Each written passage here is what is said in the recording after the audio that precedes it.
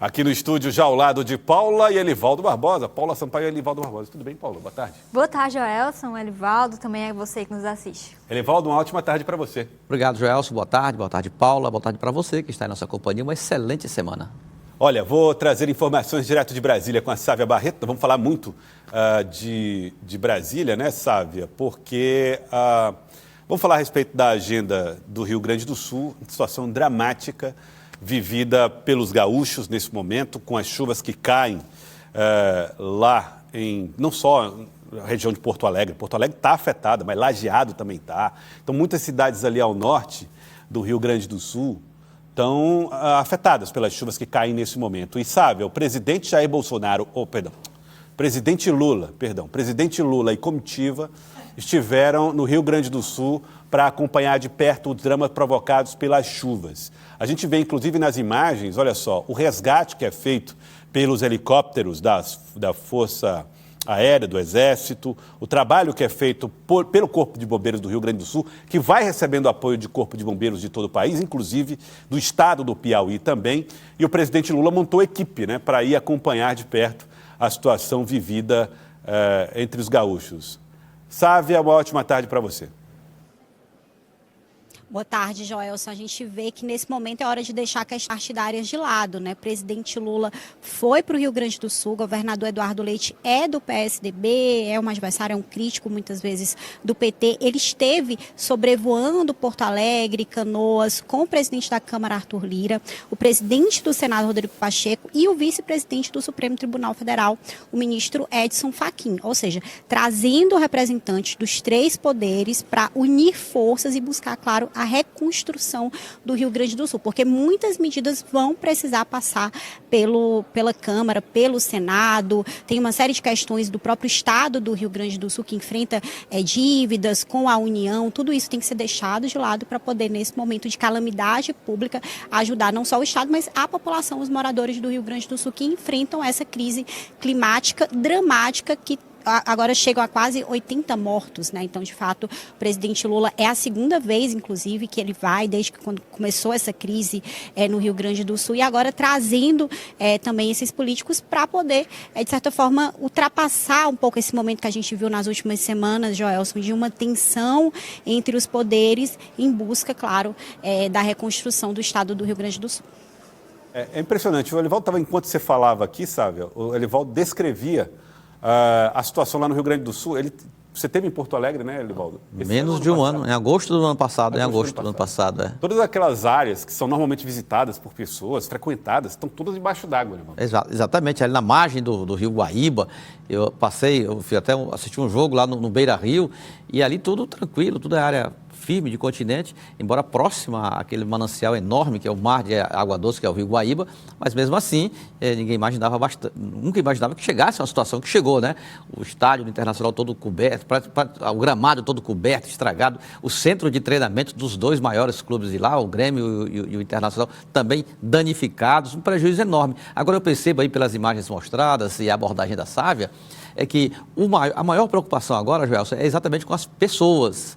São quase 80 mortes e muita gente ainda, ninguém tem nem a dimensão ainda. Ninguém tem a dimensão ainda. Muita gente desaparecida, ilhada e pendurada em galhos de árvores, precisando de um socorro. Então, essa é a parte que eu imagino imediata ali, o agora, vamos pensar nisso agora. Agora, quando você for levantar os prejuízos efetivamente, Joelson, isso aí é incalculável. É incalculável e não sei nem quando o estado do Rio Grande do Sul vai conseguir se recuperar quando as águas baixarem. O ministro Wellington Dias deu declarações a respeito das medidas que estão sendo tomadas para a proteção das famílias, das pessoas que são alvo das cheias lá no Rio Grande do Sul.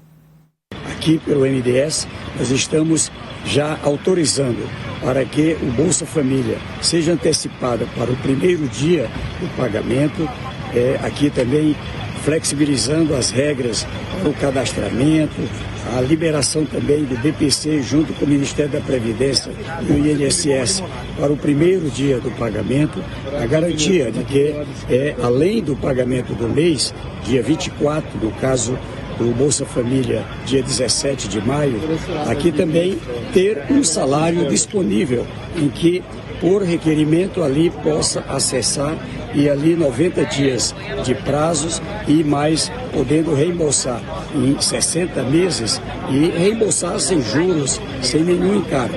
A garantia também de atendimento na área de alimentação, ali do cofinanciamento, para que possamos ali assegurar a condição de tudo o que precisar para as pessoas que estão no cadastro único, as pessoas que mais precisam. Tudo é urgente, né? Lá no Rio Grande do Sul, tudo é emergencial, Sávia. E o Ministério do Desenvolvimento Social, aí, encabeçado por Wellington Dias, faz tudo aquilo que tiver ao alcance, com as políticas que são administradas pelo Ministério, para tentar a liberação desses recursos o mais rápido possível. Até o presidente Lula comentou que o governador Eduardo Leite pode contar, por exemplo, com o Ministério dos Transportes para reconstruir as rodovias, mas a gente sabe que isso é algo a longo prazo, depois, de fato, que as águas baixarem, que os danos forem, de fato, revistos. Agora, imediatamente, acredito que esse braço assistencial do MDS com o ministro Wellington Dias é, de fato, quem vai resolver a maior parte dos problemas imediatos da população que está totalmente desabrigada e desamparada. São, inclusive, você vê aí nas imagens o governador do Rio Grande do Sul, presidente da Câmara dos Deputados, compondo também a equipe. Realmente muita gente se deslocou para lá e não é para menos, né? Não é para menos, Elivaldo, Paulo. Pois é, Joelson, se você mostrar essas imagens que a gente viu aqui no início do programa, sem contextualizar, explicar o que é exatamente, eu até conversando aqui com o Elivaldo, você pensa que é um cenário de guerra. Se assemelha muito ao que a gente vê, esse prejuízo de 80 mortes, assim, não tem nem como mensurar a perda que o nosso país tem, o que as famílias passam, além de perder seus parentes, familiares, perdem também seus bens, né, suas casas. E eu entrevistava o ministro Wellington Dias na última agenda que ele teve aqui no Piauí, e ele destacava que, até pelo fato, independente do fato do governo ali da região estar em lados opostos ao governo do presidente Lula, o governo está totalmente focado, enviando estrutura. A gente vê também outras prefeituras e governos, o próprio governo do Piauí anunciou também doações, além da população que se sensibiliza muito, né? E a gente tem visto essa solidariedade em doações que são necessárias ali para a população do Rio Grande do Sul. Aí entra a solidariedade do Brasil inteiro em relação às vítimas do Rio Grande do Sul, né? E o país, com as suas autoridades, também se dedicando a esse momento, a esse processo, né?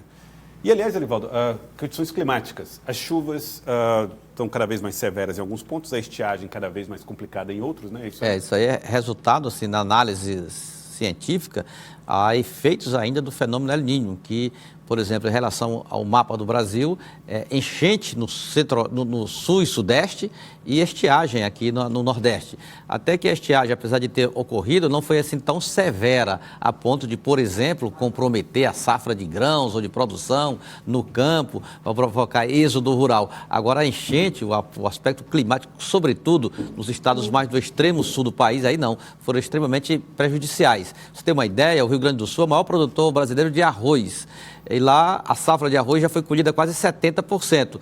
Perde 30%, estimado em 30% as perdas. Agora, esses 70% colhidos, para você escoar como? Como chegar ao mercado, o beneficiamento, o armazenamento, tudo comprometido. Safra de soja também comprometida. A pecuária leiteira, que é um estado forte na pecuária leiteira, dizimada, com as suas submersas, os animais aí perdidos, enfim, é um estado bastante prejudicado, dilacerado no aspecto da sua infraestrutura, base produtiva e também na situação da população. Verdade, Elivaldo Barbosa.